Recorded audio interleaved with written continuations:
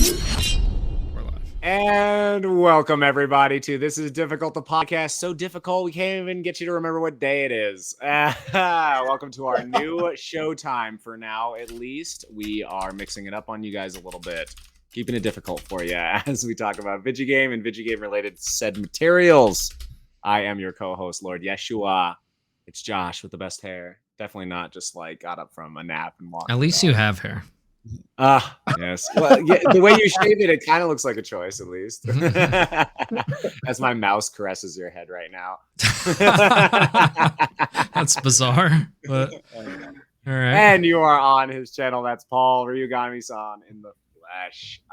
Yes. Saying words is hard. I haven't been live in so long. So it is difficult. It's difficult. We got Zach over there. Speaking of which, another letdown, baby. What's up? Yes, and pass it off to Paul, who's more eloquent than I am not, but yeah. So, as you guys may have noticed, we're here at a new time slot. We decided that we needed to rearrange things and mix things up. We didn't want to lose any co-hosts, so we wanted to make it work. So, it's working. Good, excellent. We're really happy about it. It is a little late for me, but it's fine. It's once a week. We'll get used to it. I'm kidding. Suck it up, Buttercup. It's a lot late for me. Yeah. I know. Yeah, true. Zach over here on the last coast or first coast. East Coast. Yeah. I think it's the first coast. I guess it's the first time zone, technically. Yeah. I'm in the third zone. This is like nothing to me. I'm like, I'm gonna play Elden Ring for 4 hours after this. Whee! Hell yeah! Sure. Right on. I'm sorry, but I'm glad it does work out. We can't make it earlier than this, by the way. FYI, I was down for any time. I can't make it earlier than this. Yeah. So the reason it's 9 o'clock is because like I'm at karate. Like I get back from karate at right before 8 o'clock. Please tell me you wore that hoodie to. Oh yeah, yeah. I mean, I took it off because it gets hot, but then and then dinner, and then with the showtime. So you got to do. I'm glad we made it work. It's working. Yeah. It's good. It's good. So how have you guys been? I'm glad. I didn't even expect to have a podcast this week. That's how. Yeah, that's how up in the air it was, because we were like kind of panicking and shuffling to get everything worked out, and we did, and I'm happy about it. But so show must go on. Yeah, it's good. It's good. So how have you been, Josh? Tell us, how have you been, man? Yes, work is relentless, but you got to do it to shit. I got nothing to play more games. Yeah, gaming wise, I'm a little lacking inspiration right now, honestly. Like I'm hitting gamer's block, I think we call it, where not streamer's block, which we talked about before, but like I genuinely am not inspired by anything right now. I love Elden Ring so much, but because of me and Colin's schedules now, it's becoming so difficult to beat it because we want to beat it together. And it's just like, I don't really want to beat this game alone, at least the first go. I'm getting much better at it, but I still want to like have that co-op experience. And so kind of what was I saying? Kind of nothing right now. I played a little bit of Kirby, and it's kind of like, we were just talking about this. It's not the most compelling game, although it's checking a bunch of boxes that it's just not like, finishing the essay on, I guess is the way to. The way I put it was, it gives me like Kirby 3 vibes, right? Like it looks really good, and it plays fine. Like it plays good, smooth. But like there's something about it that just isn't compelling like other Kirby games. I will say it feels like they tried to reach as far as Mario does, and it's not Mario. And so it's like you're trying to like fill this like house with all this stuff that doesn't belong in it, basically. Like it's not a Mario game, so it's fine to like show it off as one, but then like upon execution, it still feels like a Kirby game. So we're just like in an empty world, really. Which is good. Like, we want it to feel like Kirby. Exactly. But like there's just I don't know. I can't even put my finger on what it is.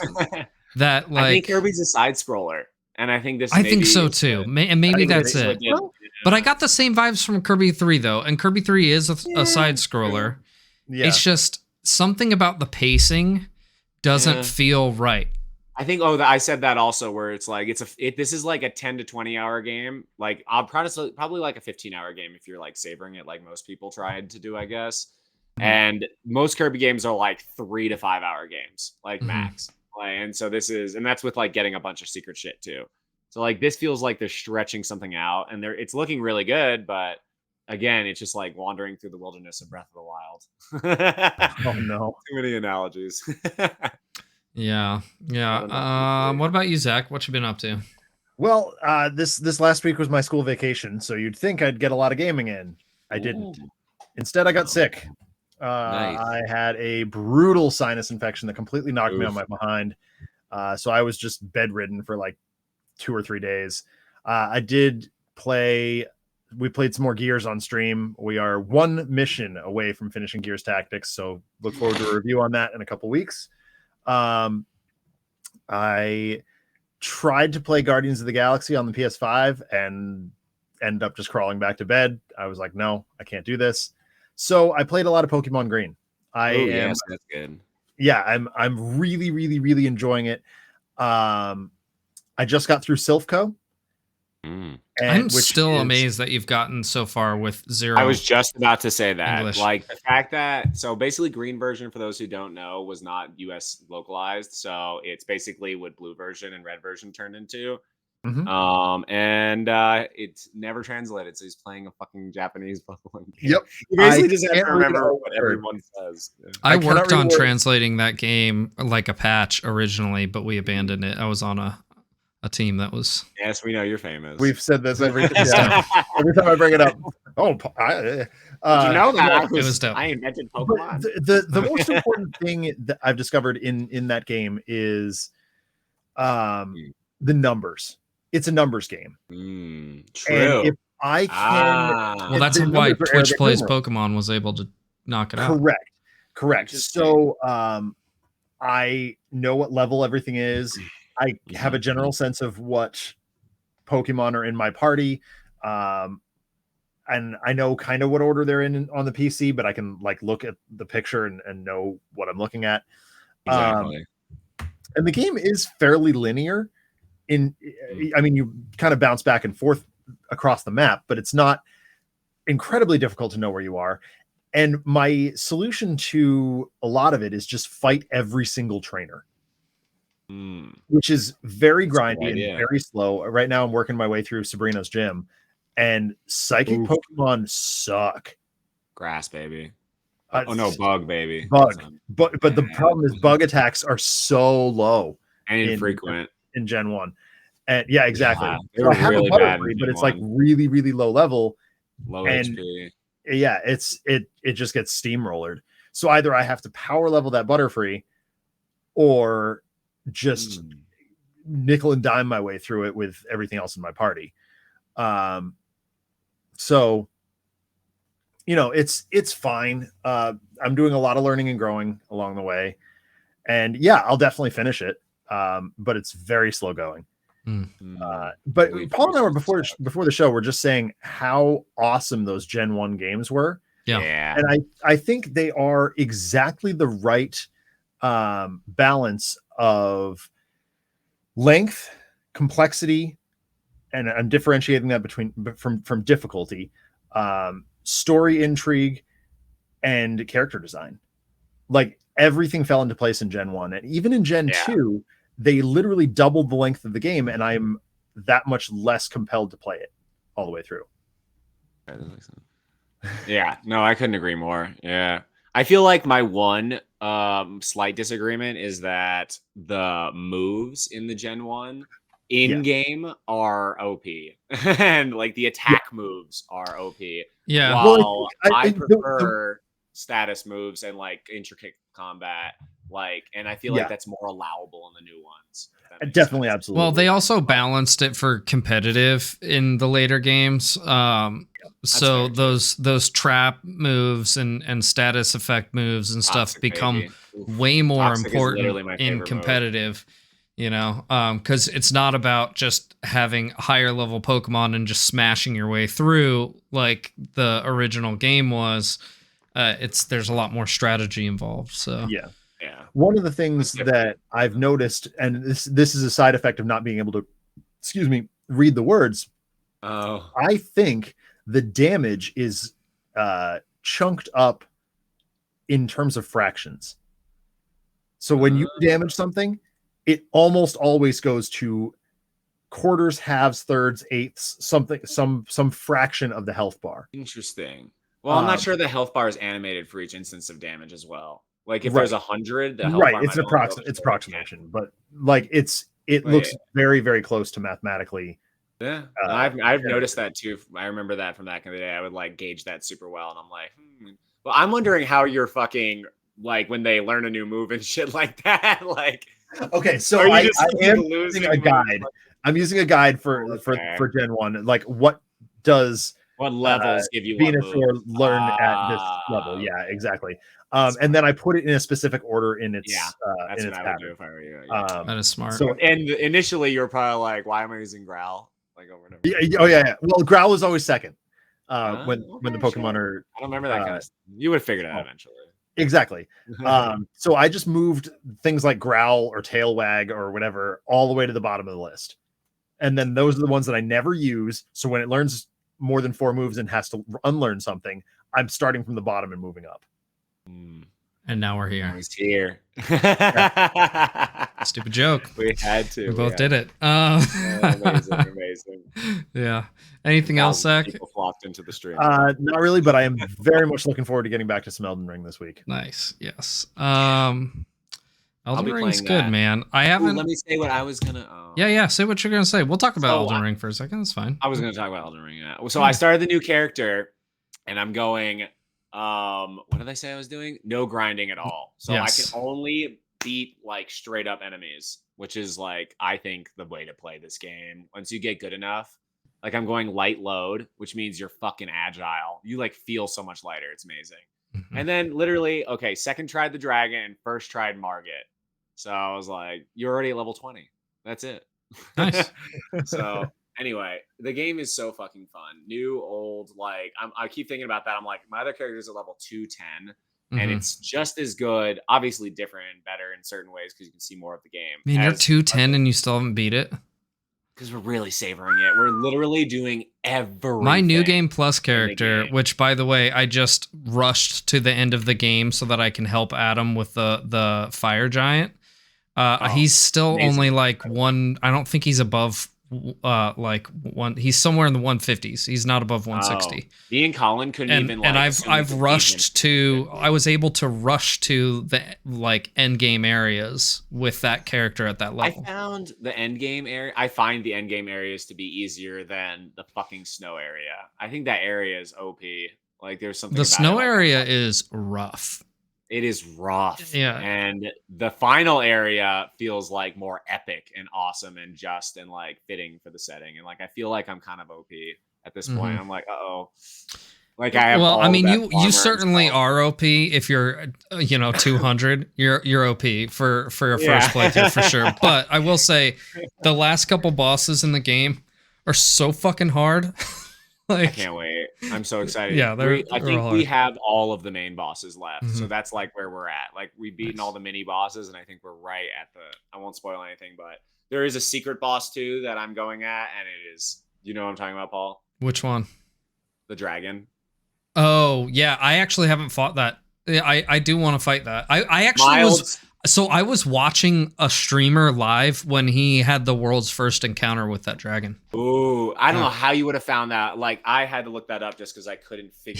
He was scouring for it. Yeah, he knew there was something there, and he was scouring for it for hours, and he found it. So for me, cool. we tried to discover every single thing in the game, and I think we've unlocked every ending at this point. But there was one ending that I unlocked and Colin didn't, and I'm really upset about it. I'm not going to spoil anything, but there are multiple named endings that don't spoil what actually happens. But I accidentally got the Frenzied Flame ending, which basically locks you out of all other endings, and it makes you an asshole in the end. And there's a way to get out of it. There is a way to get out of it. So I did that, and the only way to do that is in front of this dragon. And so it was like, became like a quest for me to fucking find. Oh, nice. Okay, cool. Yeah. So this game is amazing. Let me just say, like, everything's a thing. I don't even get it. Zach is totally like, I teach it, Colin. Yay. I know. So yeah. And yeah, like it's absolutely the most satisfying Cuphead type experience in a 3D game I probably played. where So not like Cuphead at all. Is, in my opinion, I'm gonna coin this. It's a Cuphead like, which means it's so intensely hard, and the game teaches you how to play it, and then it leaves you with minor like. Yeah, except for the Souls games did that before Cuphead existed. Look how old and Cuphead this is in the form of. I'm just kidding. Okay. I just get a vibe. Obviously, it's a Souls like, but like I get that I like that difficulty is what I'm saying. To me, Cuphead is like that because no one can beat that game. Even more than the Souls games, I find that game to be more unbeatable. Prove me wrong.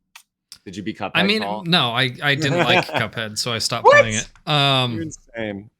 But it's just not my style. It's not a bad game. I just don't like bullet hells very much, and it's Elden kind of Ring is like a bullet hell. Are you fucking? That's why I'm saying like I'm getting. It shot is at not 500. anything close to a bullet hell. Radon? That's the most insane shit. Yeah, the Radon fight is the closest thing to a bullet hell in the entire game. The whole game. And I still literally, someone back me up on this. No one's gonna back you up on where you are being constantly attacked. A bullet hell is where you are literally being constantly attacked in some way. But you're not in Elden Ring, and that's what's beautiful about it. It's like a symphony of. It's like a dance. It can be more than one type of game, by the way. Okay. I think the bosses have that aspect to them where they are utterly like constantly attacking you. What? But they're not though. I was like, nope, a rhythm game. There we go. It's it's much closer to a rhythm game. Yeah. I mean, you've seen people beat it with the Guitar Hero guitar or the drums. You know. Is that real? Yeah. Well, I don't know if they've done it with Elden Ring yet. It's only been out for 2 months, by the way. I got through what's his dick. You beat Margit, nice. No, I beat him. He beat Margit and fucking next guy. Who's his nuts? Godric. Damn. Yeah, Roderick. Yeah. Godric. I got through him. I feel good. And yeah, that's really good. And you did that solo? I did it solo. That's so impressive. Like honestly, for someone who's never played a Souls game, that's very impressive. Bravo. I'm very proud of you, especially for someone who says they suck at video games. Like, yeah, see, that's what I was about to say. Increasingly a joke, though. Like, you're probably not going to suck anymore after you beat this game because I found that I was doo-doo crap butts at the beginning of my playthrough, and even still sometimes. And I feel like I'm like kind of a god at this game now. Yeah, and I don't know if that translates, but I kind of feel a little bit the same. And part of that's my training in other Souls games, But yeah, I don't know. I love it. Anyway, the games that oh, go ahead, Zach. Yeah, I was just gonna say my big thing with it is I just don't have enough time to play it. Yeah, that's the hardest part. I can get a couple of hours here and there, but I've got responsibilities. You know what's nice about Elden Ring though is it's a good drop-in play for a little bit game and drop out. Yeah, that is one thing. That also makes the co-op experience that much better. So like the times that I fill out for is like I'm actively looking for times when Paul, you are available, or Chamali, or just someone else who's kind of around my level, even if they're a little bit further beyond. Like they can carry me, or I can help carry Paul. Like that's really important. You need to get the podcast in there now that we all have low-level characters. That'd be cool. There we go. Yeah, that'd be fun. Yeah. Games I played this week, boys. I've still been on a big Super Nintendo kick. And I probably will be indefinitely. I don't know. I just really love it. And having the Super NT is just so cool. So I finished Soulblazer, which I'll be talking about more in a little bit. I'm going to review that game tonight. Which that game is fantastic. I started Illusion of Gaia, which is the second. I was just about to say you're going to play Illusion of Gaia. Okay. I found this game in college at a game store, and it was $5. And the guy with the box, and the guy was like, I've never heard of this game, $5, take it. And I'm like, are you fucking, this looks like the best game ever. And I'd only barely heard of it. This game made me cry. Do you still have it? I still have it right. Thank God. Thank God. Yeah. This is one of those games that, like, I'm so glad you're playing it. This is your first playthrough? It is my first playthrough. I will say this, so far, I'm not very far, so I'm sure there's room for improvement, but I like Soulblazer better. By all metrics, Illusion of Gaia is a better game. Well, except maybe the music, but so far I actually like Soulblazer better. I'm super pumped about Terranigma. I have played a little of that game before, but that's the third in the trilogy. I will say that Illusion gets really good as far as story and character development is concerned. And and that's something very lacking in Soulblazer. Yeah. The gameplay, you'll feel like a god, but it might not be as like Chrono Triggery as your desires. You know what I mean? Like Chrono Trigger, you become like ultimate Mega Lord God. Yeah, but it's an ARPG. It's I'm not expecting Chrono Trigger, so. Which I didn't even realize there were like ARPGs back then until like, you know what I mean, retroactively finding these games. Well, like Zelda. Well, yeah, but this feels different. You know what I mean? This feels more like it's a little more RPG than exactly. Than That's what I'm trying to get at. Yeah. Anyway, as you were. So I also played a little bit of what's the name of that game? Why am I drawing a blank? It's Evermore. No. I thought you should add to the list too. Secret of Evermore. I've played that before. I don't like it as much as the I don't like it as much as the Mana games, which it's clearly like a rip-off of. Yeah. Not a rip-off. Tales of Fantasia. Okay, Tales of Fantasia is fucking awesome. I cannot wait to play more of that game. I kind of am putting it off because I want to get through the Illusion of Gaia. It's not a rip-off. Okay, so let me rephrase. Fucking Secret of Evermore is like they basically made a Western version of Secret of Mana and set it in like a Western framing, like a. I will say that Secret does feel lacking in certain ways that I can't explain. But anyway, back on the other game that I just mentioned that I already forgot the name of. There's so many good games in this area. There's so many. There's so many. As opposed to now where you're like, hey, what's a good RPG? Well, there's Elden Ring and Ghost of Tsushima. It's like, there's what a else lot. Is there? Anyway, now though, like in each current generation. That game's awesome. Like I'm putting it off because I want to finish the Illusion of Gaia, whatever trilogy. But first, before I get back into that, but it's so cool. The battle system. Is that a trilogy? Yes. Yeah. Well, unofficial. What? So Soulblazer, Illusion of Gaia, and Terranigma are technically an unofficial trilogy. Me? Yes. Oh my god. No, I'm not kidding. It's real.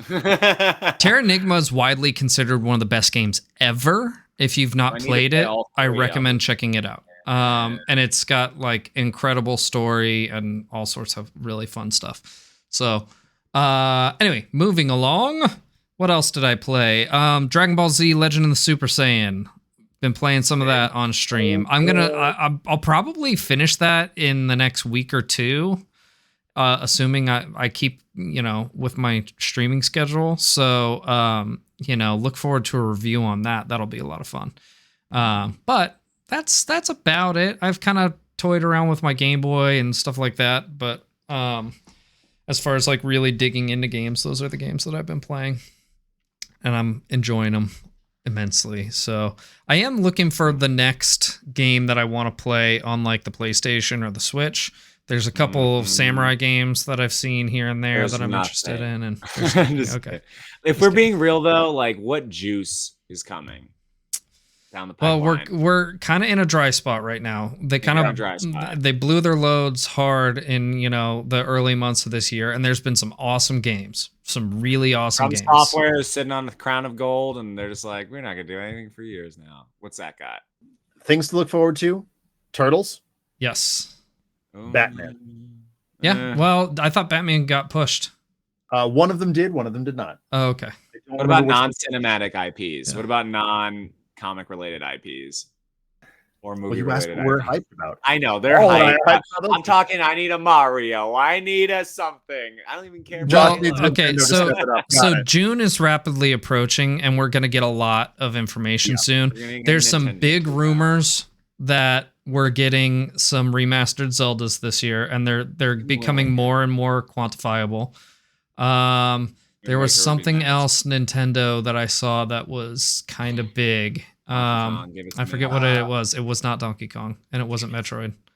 I don't remember what it was. Saw something about Mega Man, but I was busy and didn't read it. I didn't see I'd that. be happy with Mega but Man. I'd be super pumped about some new Mega Man. I'd be happy with that if it felt like I a want to Switch say rehash. it was maybe no, it wouldn't be a remaster of X because that just happened. Oh, I don't remember. Hmm. Yeah, well, I mean the Switch release. It's not really a remaster, but Yeah. I don't know. I swear I saw something. In too many years, Battle Nintendo. Network. Maybe it's something to do with Battle Network. And Kirby was kind of flat, so. Yes, actually. So there the Game Boy Advance and Game Boy leaks are becoming more and more, we're talking realistic. about a leak for a second, so we're definitely rumors, but there's more and more quantifiable evidence here that these are coming, and Battle Network is included in that. Yes, Yeah, I personally think these are real. I think these leaks are essentially confirmed by people that have normally confirmed things in the leaking community, and they look legit. And for these things to essentially be online co-op, which is what the Game Boy Advance extent basically was anyway, this is going to be amazing. This is going to be fucking amazing. They're also allegedly going to implement the transfer pack for the 64, so you can link your like Pokemon and stuff to Pokemon Stadium and the 64 stuff. You know, okay, that's genius. If we get Pokemon Stadium in Blue and Red soon, that's a home run. That would be a home run. That would be These are rumors. These are rumors. I would play Red and Blue all over again, back to back. Leave the original code. Let us duplicate our Master Balls, please. Because give us Missing No and everything. The Missing No thing may have been because of the Game Boy, though. Like, I don't know if the Switch would have these issues. It's not. Allegedly, no, because you can do it. You can do it in an emulator. So as long as they have like the original source code for the ROM, then it'll work in an emulator. Yeah. That's exciting to me. I want to play Mario and Luigi again, Minish Cap, even though the ending sucks, and just kidding. And Pokemon and all the. I never played. Wait, you said the ending of the Minish Cap sucks? The bosses at the end, it goes from like 3 the entire game to like 10 all of a sudden. Yeah, the end boss is a little whack. That game's amazing though. That's one of my favorite. The game is absolutely incredible. I think that game's slept on, man. I think that it's super high up on my list of. The last 2 bosses, however, it's literally like Dark Souls in there. It's like not fun. It's rough. Zelda Souls. But everything else is flawless. And God, give me more Zelda. All right, give us a review. Yes, that's where I was going with this. We've been jabbering on for a long time. It's time to hop into the review. So I'm going to switch over real quick. All right. So the game that I'm reviewing tonight, I mentioned before, is Soulblazer. This is the first entry in an unofficial trilogy that includes The Illusion of Gaia and Terranigma, both very critically acclaimed games. They are excellent. This is developed by Quintet and published by Enix, which we all know Enix was later acquired by Square, thus making it Square Enix. These people do Zelda 2, the Adventure of Link layout. Like it looks like the exact same like lettering and like your health and experience and everything looks exactly the same as Zelda 2. If you look at a picture of it, you'll be like, even down to the enemy health. Maybe. But this released on November 27th, 1994 in the United States on the Super Nintendo. I believe it released in 92 in Japan. I think December 92. I could be wrong. So it's only available on the Super Nintendo and the Super Famicom. I'm playing it on the Super NT, which is, a high quality reproduction of the Super Nintendo. What do I like about this game? There's a lot to be liked about this game. Mostly just the gameplay loop in general is incredibly satisfying. As you can see in the gameplay behind you, the graphics aren't that great. A little subpar for the Super. It looks pretty simple. But there's something about it that's so charming and so fun that this game just it feels so good to play. It's also really satisfying how, like, every time you defeat a group of enemies and walk into the little portal, something gets unlocked, whether it's in the current world that you're in, like the current dungeon, or back in your main world. You're basically rebuilding environments, right? So in the first level, you're like rebuilding this town, and then like later you're rebuilding like almost like an Atlantis kind of like underwater city, and you know, then there's like a ghost ship and all sorts of cool shit like that. Oh, you found a farm spot. Yeah. So anyway, there's a lot to be liked about this game, but like I said, it's mostly just while very simple and you know, easy to get a hang on, it's incredibly fun. What do I not like about the game? Probably just the movement, right? So like the controls are a little bit touchy and not super accurate, and I'm talking about literally just moving your character around. It's the only thing that like sometimes you're just like, for example, in the gameplay footage, you just saw him step on one of those portals. You have to be dead on the portal for it to activate, and sometimes you're like a pixel off and it won't go. And like one touch of the gamepad will send you way further than you intended on walking, and so lining it up can sometimes be a pain in the ass. Other than that, that's about it. It looks like enemy hitboxes are fair. Like you don't have to be perfectly lined up with them. Enemy hitboxes are actually really good. They're very fair. How was the story? The story's fine. It's very rudimentary and basic. But there's nothing wrong with that. Honestly, I wasn't necessarily playing this game for the story. I didn't actually really intend on playing this game, but I started playing it and started just enjoying the gameplay loop so much that I couldn't stop. So again, I wasn't playing it much for the story. Like I said, it's kind of basic. Essentially, there's a very poorly named villain. It's called Evil like man. Yeah, it's something like that. Or I think it's Death Toll. I think Wow, I wonder if he's a bad guy. I believe the bad He guy betrayed is the king. Oh no. Yes. When you said the name of this game, I was like, this has to be the edgelordiest game ever. Soulblazer. Mhm. Yeah, it sounds generic for Going in sure. Death But Toll. Yeah. yeah, that's Yeah. hilarious. So Adam write this game? No. yeah, I think he did. But yeah, so like the story is not great, but it's fun, right? Was the story engaging? Again, not necessarily, but you're not. I don't think you're necessarily playing this game for the I'm story. playing an RPG for the story. I know that sounds contradictory, but you kind of, and also like watching it, because I had seen gameplay footage of this game long before I ever played it. And I was like, that one kind of sucks. I might skip that one, right? And then I started playing it and I was like, this is the best. You know, it's so fun. So yeah, you know, it's like I said, story's not that great. Gameplay's fantastic. Like I know I've rattled on about the gameplay a lot already, but I can't say enough good things about it. It's just really fun. And there's a lot of cool items that you can unlock. There, you know, new weapons, new armor. It does kind of have a weird rudimentary system where you can only equip one item at a time, which is strange. And you can't have duplicates of an item. So, for instance, like medical herb, right? Oh, you can only heal yourself once? Yes. Well, kind of. So you can get an herb, and there's one place in the game where you can store it and then go get another one, right? But you can only take one with you at a time, so it doesn't even really matter if you store it. And you can't just use it. It uses itself when you die. So it's like you die and you get all your health back. Yeah. It's like a fairy. Yeah. Yeah. It's like a fairy. Yeah. So, but honestly, I know that sounds awful, but once you get into the game, you realize it's not that bad.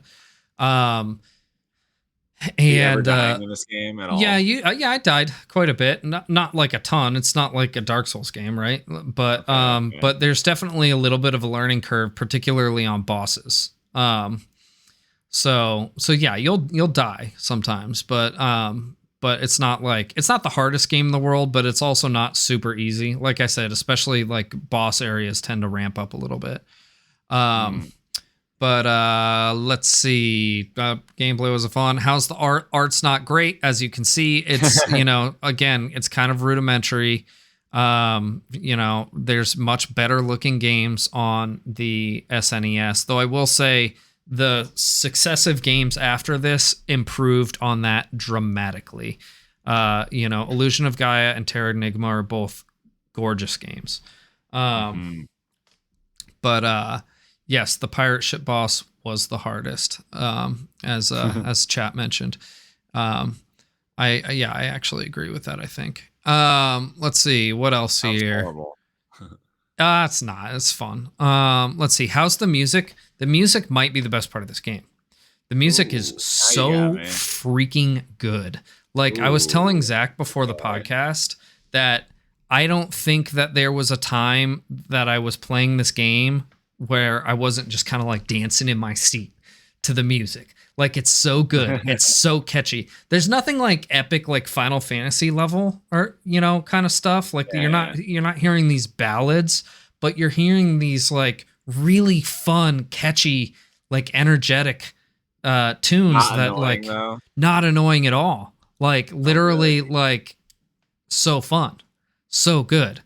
The compose, like it's so good. I decided to mention the composer. I'm sure he's done other things. It's Yukihide Takekawa. Yukihide Takekawa is the composer for this, and like I'm interested in looking up more of his stuff because it's so good. I'm taking your word for this, Paul. I added it to my classic video games playlist that I use for when I'm painting. So awesome! It's going to show up on Watching Paint Dry, and I'm just gonna be like, "What's this? This sounds awesome." I hope I'm going to say this sounds awesome. Especially so the like your town musics aren't as exciting. Some of them are good, but not like as exciting. When you're in the dungeons is when the fucking great music, when the fucking jams are bumping. Yes, they're slapping. I sound so old right now. No, the music can put me on TikTok quick. I had an argument with a student today. I live in the whitest place in the world. Oof. And I had this one kid trying to speak one kid trying to speak like hip hop lingo, and we're like, do you understand a word that is coming out of your own mouth? It was rough. Anyway, interesting. Sorry. I don't know where I was going. Anyway, I was like, where are we going? Yeah, I don't know where we're going with that. Cool story, Zach. Love you, bud.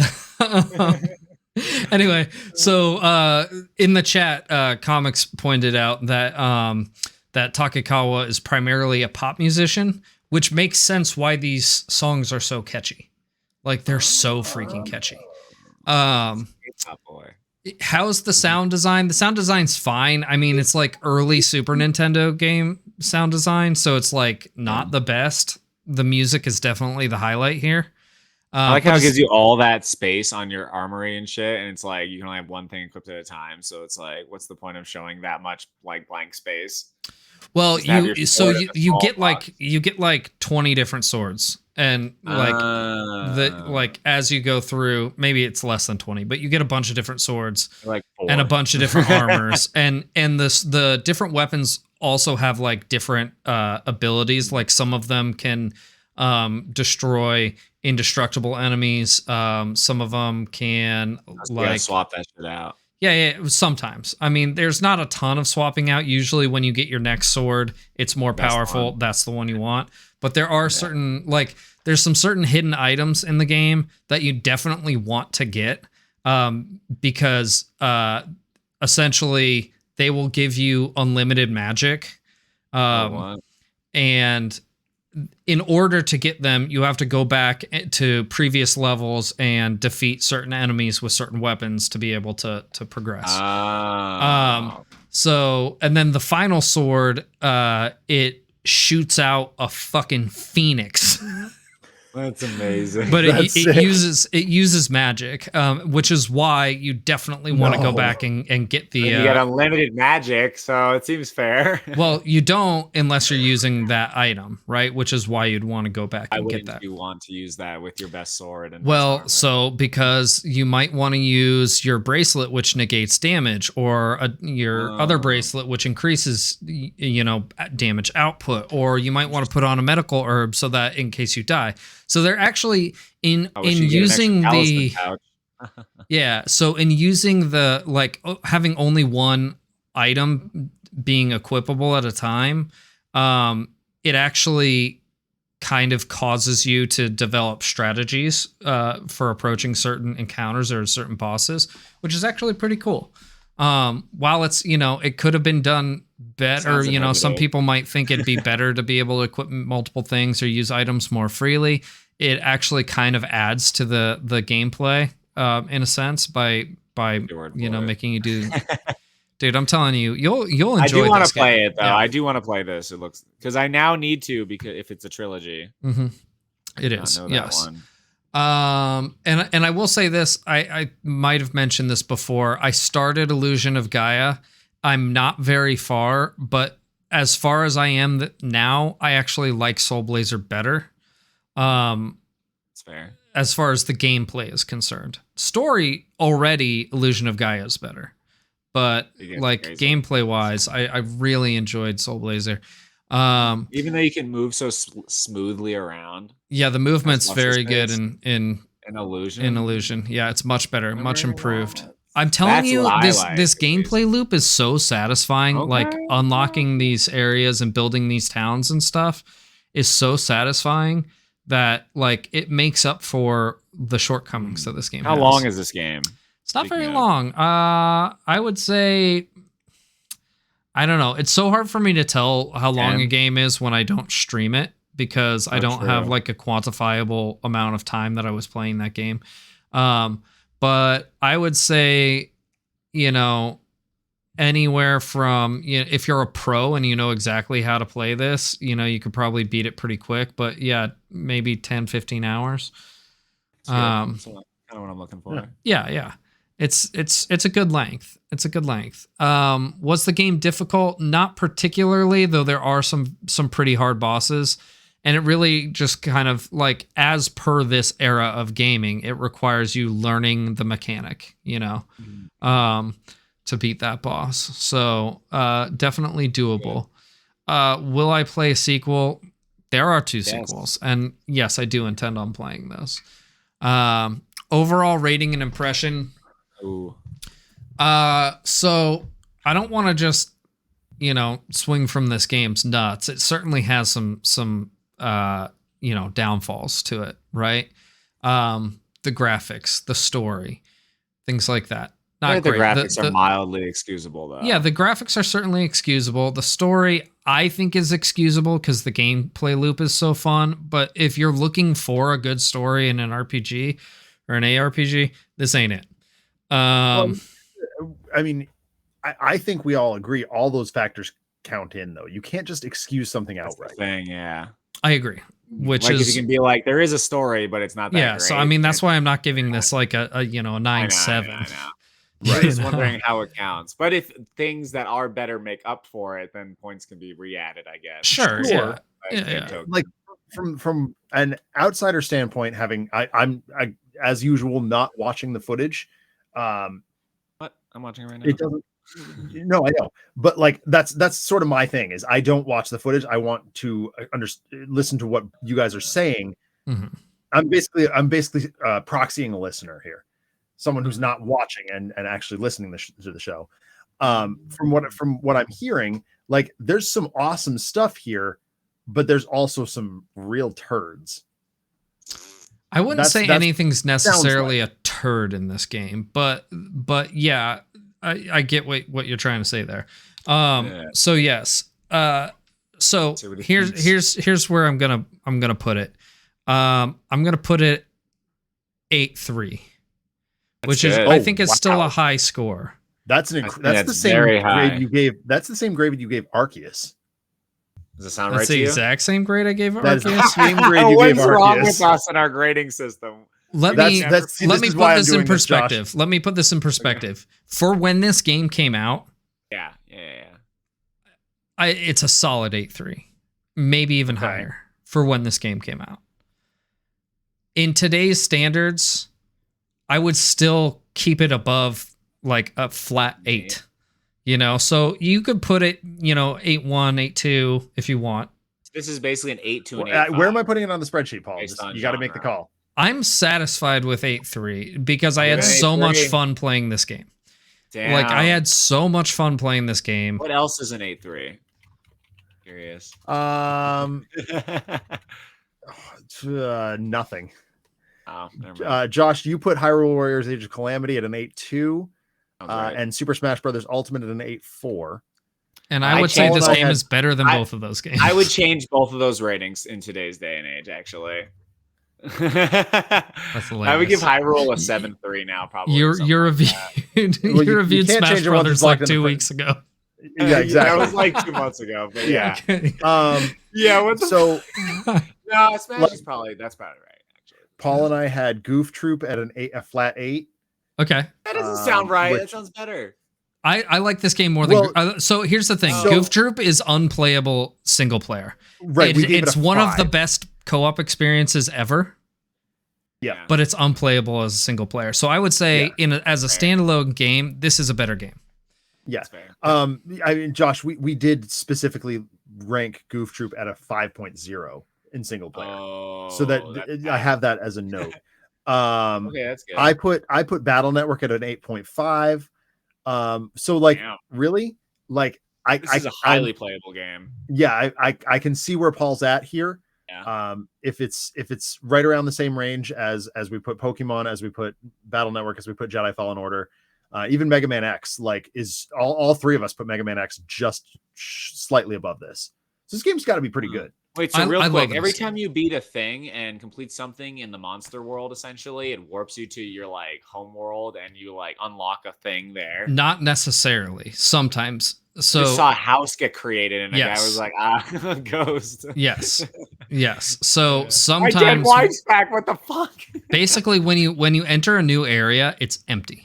There's like one NPC maybe sometimes, but it's basically empty. And then you go into the dungeon and you start unlocking and rebuilding that area, which is very Like you're satisfying. building a kingdom, basically. Like, Yes, very much so. pretty cool. I like Um, that. Yeah. Yeah. It's a lot of fun, guys. Here's the thing. It boils down to, while this game has a lot of faults, I have more fun playing this game than I have a lot of other games. Mhm. Like genuinely, this game was extremely fun for me. And it doesn't require a lot of commitment. It doesn't require a lot of brain power. It's just a consistent, dopamine drip the entire time. And I love sometimes that. that's exactly what you're looking for in a game. Absolutely. So I think that 8.3 is justified completely. Yeah. I was so shocked seeing that go immediately next to Pokemon Arceus. I was like, oh, I should probably bring that up. Yeah, but well, no, here's like, the thing: you're- Pokemon Arceus or Arceus, or I don't know how the fuck you say it. It's a hard but C. That they're Arceus? all that Arceus? Nintendo Okay. next. I think it's Arceus. Arceus. Is it Arceus? I've always it said is- Arceus, but I think Arceus sounds like how they would name a Pokemon. Also, I know, has but- anyone ever just merely heard him say his own name? Because that's what all Pokemon do. well, okay, sure, but so all the Nintendo people when they do the Nintendo Look at the Directs movie. have said it with a hard C. okay. Okay, what about Uh, the Japanese people? No, I've been listening to those too. Josh, actually, come that'd on. be a good way to do it. Is Wait, a look hard at C as in the katakana CS? for it, but I don't know. I haven't seen it. Wait, what's a hard C? Arceus? See, an S sound would be a soft, and a K sound would be hard. K. Arceus. Anyway, Arceus is fine. And here's the thing: I love that game too. It was a lot of fun, but it also has a lot of flaws. Oh yes. And not so I actually would put them on the same level. Yeah. I had Yeah. a pretty equivalent level of fun playing both of them. Honestly, I'd Nice. rather play this game than the Pokemon game. Yeah. Ooh, is that bad? No. I But it's still just think you would love fine. the Pokemon game, but yes, you could play this virtually for free, theoretically speaking. So yeah, I'd say check this game out. Her Enigma's only $20 somehow. Oh, Actual because it's a card. repro card. It never Oh, came out in the God. United States. Oh, what? I have to. Yeah. I think Illusion looks better than this too. Shit. Illusion does look better than this. Oh, wait. No, Well, you think yeah. Illusion looks better than Terra Enigma? Kinda. No yeah. way in hell. No chance. Let me look at Illusion again. Anyway, I haven't played it in, like, let's 10 wrap years. up the review and get into the topic. And then actually, yeah, you know what? We don't have a lot of juice for this topic anyway, so it's perfect. We're running low on time. Oh, Keep you're a right, nice that was worse. nice short topic and it'll be good. So let's switch over. Shrink. Okay, boys. Yes. The topic for tonight is collectathons. Dun dun dun. I play so many of these. But Yes, you also- do. So I didn't really write anything out for this, but we're just kind of wing it. We'll start with you, Josh. What is it about? First of all, actually, you know what? Why don't you define collectathon for us? Yes. So a collectathon, in my expert opinion, is a game in which it requires you to collect a many number of things, or maybe a lot of one thing in particular, to simply progress. Collecting is the object of the game. You can't go through an area without collecting something. It's not like necessarily Zelda, where you get one item and then go beat a boss with that item. I'm talking you need 10 bananas to access the boss. Some Zelda games do have collectathon elements, yeah. though.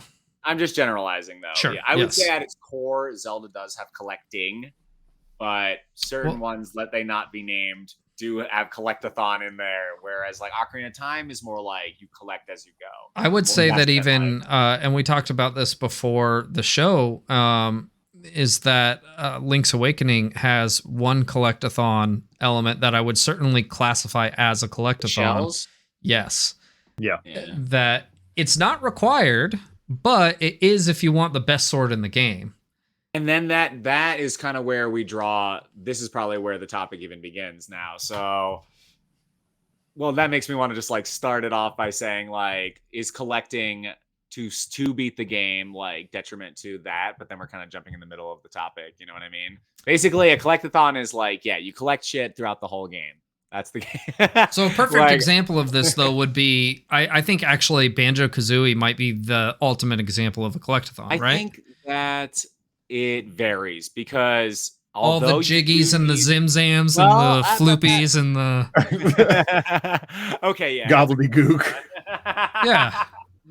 Colin, what and do the you think? schwizzle schwazzles and the, the hookahs. I will say that although only 2 of the items are required to actually be collected throughout the game, the jiggies and the notes, you do have to collect 94 jiggies to even beat the game. 100 jiggies is all of them, and you need to collect 94 of them to actually even beat the game at all without glitches. So I will say, yeah, I can't deny it. Banjo-Kazooie is a collectathon. On top of that, all of your auxiliary items and weapons require collecting things. So not only do you need notes to open doors, this is just for the audience a good example so they hear what it sounds like. Yeah. You need notes to open the doors to get to the next levels. In each level, you collect jiggies, and the jiggies are used to unlock and enter the next levels, which you are already needing notes to get through those doors. On top of that, you can't fly without red feathers. You can't shoot eggs without without blue eggs. You can't. What about the ham? invincible- Oh, Yeah. You can't be invincible without the gold feathers. The ham. green eggs and ham? I will not eat the them here or there, token- Josh. Mumbo tokens don't even grant you jiggies necessarily. They more give you the ability to do different quests via the transformation. So you collect Mumbo tokens merely so you can transform to get jiggies to be able to access the next See, level. this is why I brought that game up, though. This is peak collectathon. You know, And this being said, some people will hear this and be like, yeah, this sounds like shit. And it actually depends on the gameplay loop. Because Banjo-Kazooie, in my opinion, just to save it real quick, I think is one of the best games of all time. And it doesn't feel like you're really collecting constantly. You know what I mean? You're getting these items frivolously. It's not like you're really painstakingly. You know, that's where Banjo-Tooie steps in and makes getting these things tedious. And that's the issue with collectathons. well, again, that's why I brought up Banjo 1, because it's the shining example of can you name a better collectathon that you enjoy playing? Actually, I think that I mean, Mario Banjo-Kazooie is probably 64, the I best. guess technically is. You really only require one collectible to beat the game, though. Yeah, it's just one collectible, but there's 120. It's more just beating 120 quests. You know what I mean? A I star agree just with marks that. the end of a quest. Yeah. I would say I agree on both sides. Like, you do collect stars, but the stars are merely markers for how many quests you've beaten. Yeah. Whereas in Banjo-Kazooie, you press start and a list of collectibles are on your right side, and you're like, I have 18 bananas. I have you know what I'm saying? Yeah, like, it sounds like a bananas. nightmare to me. I don't like It's that not at all. It's Sounds not like at all. admin. And that's where like the bridging. It's of the bureaucracy of the game. That's where the Hermes bridging Conrad would be thrilled. Yes. right? That's where it's either like it's super fun because the ease of it is just so fun, and you just have these things as markers more so, and it's really not that big a deal. And then you have the tedium of it, where it's like, oh shit, I only have 5 Mumbo tokens. Like I can't even what? Oh, and I didn't even realize I need a Globo to even access the magic in this fucking game. Now we're talking Banjo. God, now I need 10 more Grundles. My Grundles are dry. Oh my god. Yeah. So anyway, continue. Let's crack open the topic a little more then. So we have an example of like a good one. What would you say without bringing up Banjo-Tooie again? What about counter I know, but we already just talked about Banjo, and we don't want to say any weird words again. Donkey Kong 64. Okay. Is it so? Okay, Done with imagine your Grundles. I will give you the best counterexample. Is Donkey Kong 64? I think so. We have Banjo-Kazooie, super fun, and getting these items is frivolous, and it really doesn't feel like a challenge. Like aside from the quest part of getting the Jiggy, you get the Jiggy at the end to mark your success, basically, and it's really not that big a deal. Sorry, I almost said Banjo-Tooie. Donkey Kong 64, on the other hand, god damn it. Donkey Kong 64, on the other hand, requires so many different collectibles that all require their own little quests just to get these things that it makes everything a tedium. So not only do you have 5 different Kongs in the game, each of which have their own 5 quests in each level that you have to switch intermittently in between in order to get these things. Like they literally all have their own 100 banana set each. Like they now all have their own currencies that you have to collect. Also, the coins are unique to each one, and the ammo for your weapons. I'm like, holy I'm getting shit, nauseous. dude. It's absolutely horrifying. On top of that, there's like magic crystals, photographs you have to collect, fairies, and all that shit that all the Kongs can collect. But like overall, this may have the most collectibles of any fucking game. And this just proves how collectathons can be bad in that you are asking too much from your, I almost said employee, from your customer. But that's what it kind of feels like. You know what I mean? It's like a job at that point. Where if this game was just like, 5 Kongs collecting all the same types of bananas, and they can eat any of them, defeat quests just, uniquely because they're different Kongs. Now we're talking, that seems a lot more fun. Wow, I just made the game better. But the fact that there's just such only like a mod could. If only a mod that lets you resolve click this the button to switch between Kongs. I didn't even want to bring up the mod, but yes, this game has been thoroughly fixed. But that being said, it's still like a core. You still have to switch. Mhm. You know what I mean? So Yeah. there is still an initial flaw in thinking that a player would want to do that. Yeah. I don't get who would want to do that. Yeah. Like, oh, there's a purple coin, but I'm the blue guy. Now I gotta get the purple guy to get the purple. But it's so dumb. Yeah. So this just inundates the player. This shows where collectathons can just inundate the player with too much collecting, Mhm. and you're not seeing enough reward. Like beating the game is the reward. Fuck you. I could have beaten the game without that. You know what I mean? Right. So Yeah, we see collectathon elements in other games such as like Halo, right?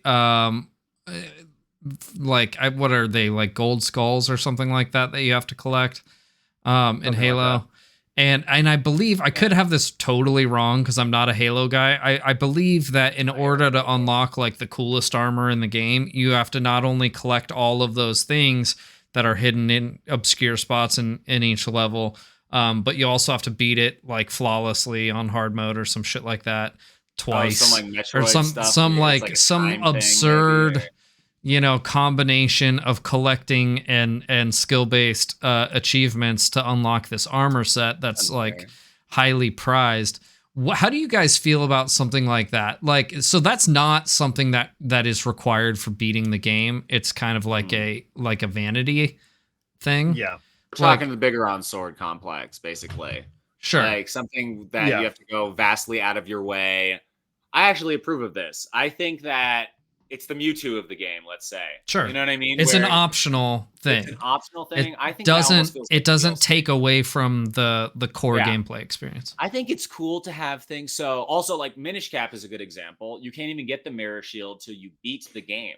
And then you get the best shield in the fucking game. Like, I think it's cool to give players not only incentive to push the limits in the game and to see if they want to like go deeper. It just proves their loyalty to the game, really. Where they're like, you know what, I love this game enough that I actually want to push the limits now. And if there's a harder challenge for me, I kind of want to take it on.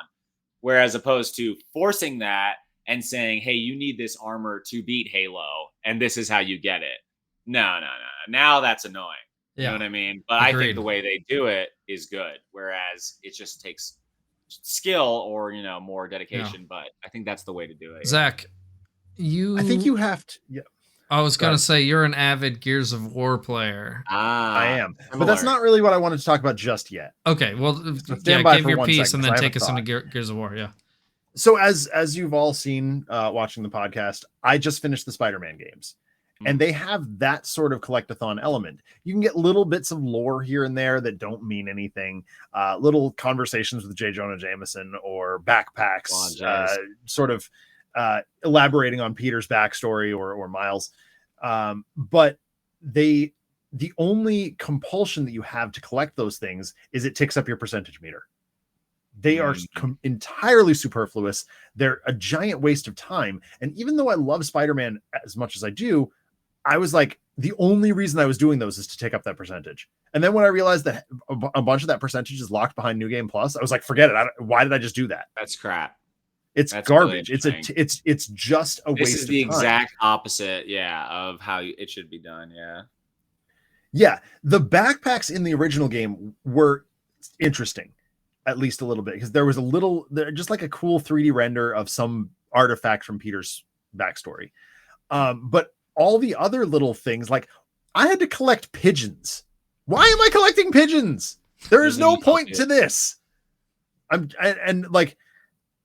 chasing them around the world and whatever. And I'm like, no, I don't want to do that. That is a waste. And you have to do it again in Miles Morales. So there's a way to meet in the middle.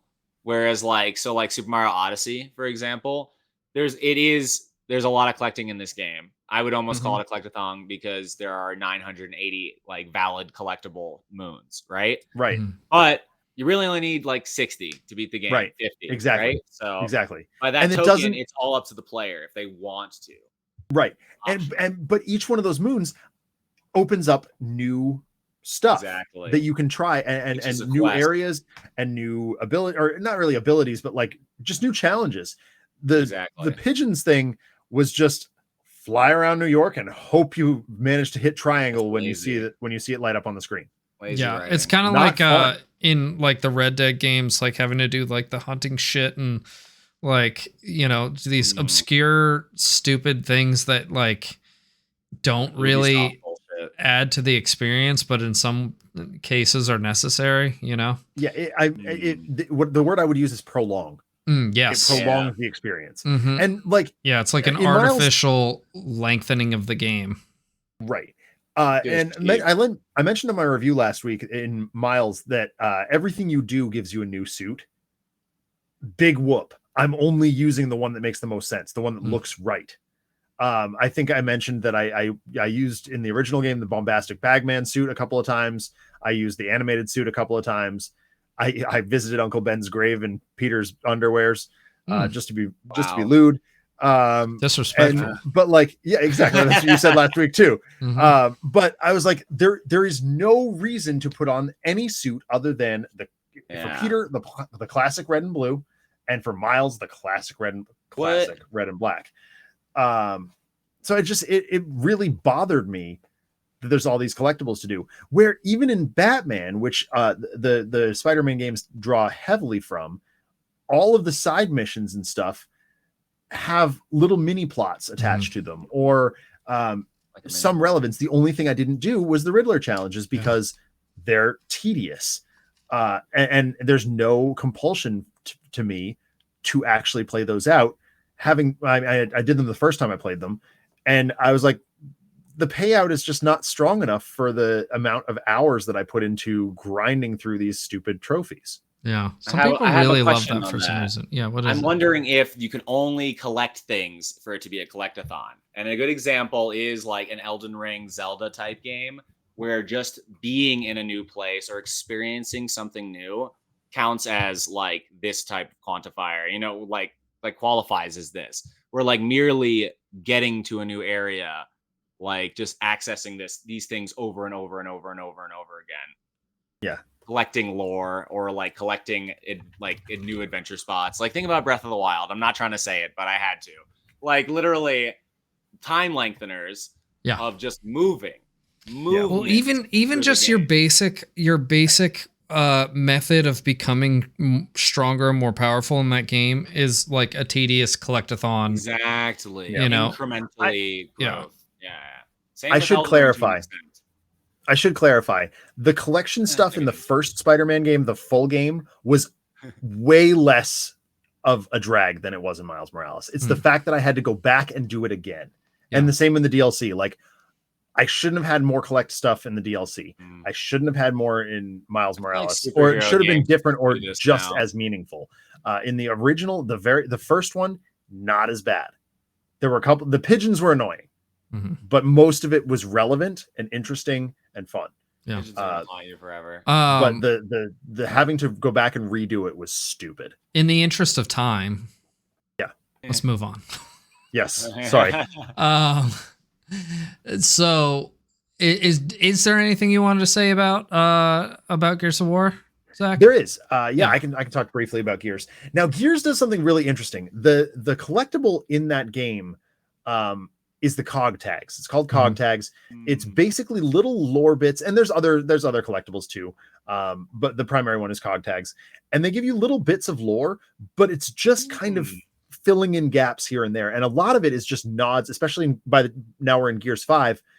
It's nods back to the original franchise. So they'll explain little lore bits that you may or may not have seen. For someone who's played every single Gears game, they're not that important to me, but I find them, I'm like, ooh, shiny thing, pick it up, read the thing, maybe skim it, sure, close it, keep moving. That's a neat method though. Right. It's a great way of catching people. Kind of like Metroid Prime a little bit. Yes. Yeah. Yep. Yes.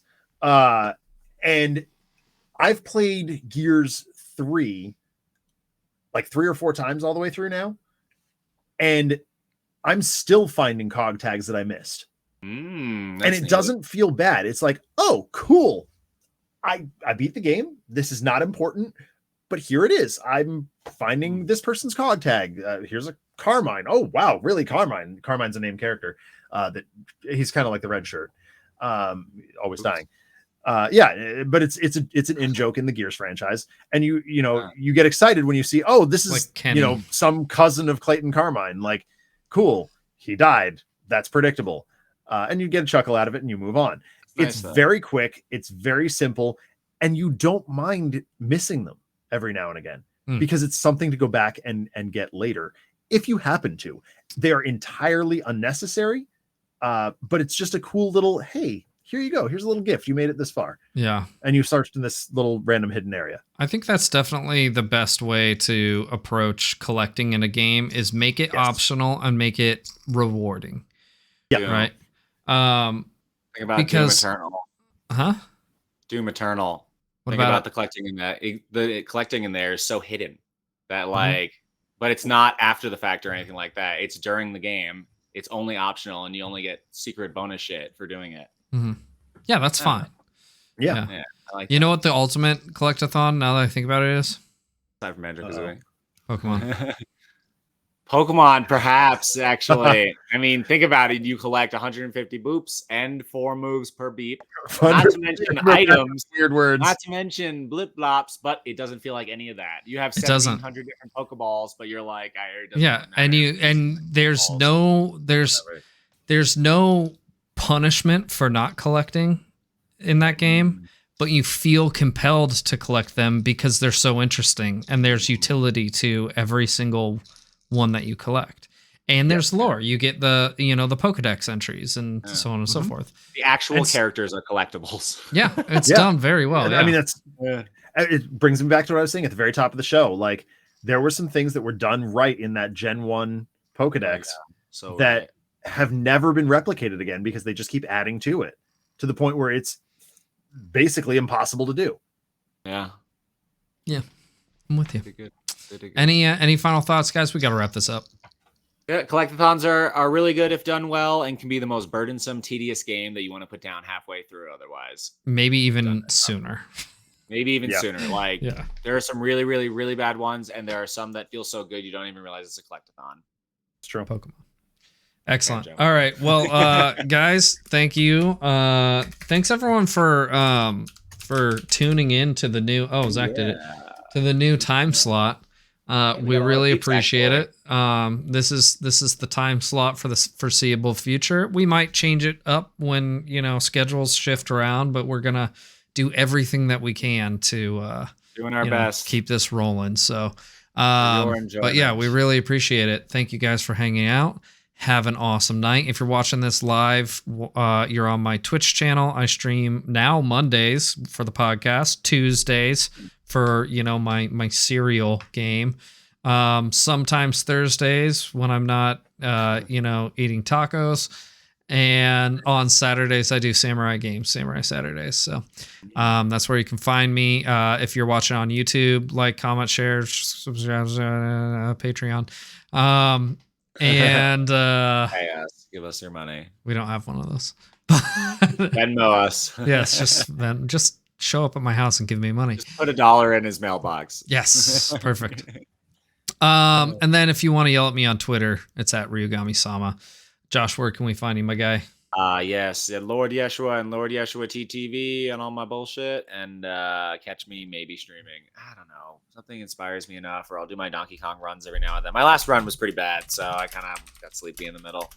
But I will continue to strive, going for 4th place world record, Donkey Kong Country Tropical Freeze. Oh yeah, man. Yeah, we believe. Training right now. All right, and Zach, where can we find you? I'm on Twitch at Another Letdown. We'll be live this Wednesday for the kickoff of my Mass Effect playthrough. Very excited. One of my favorite games of all time.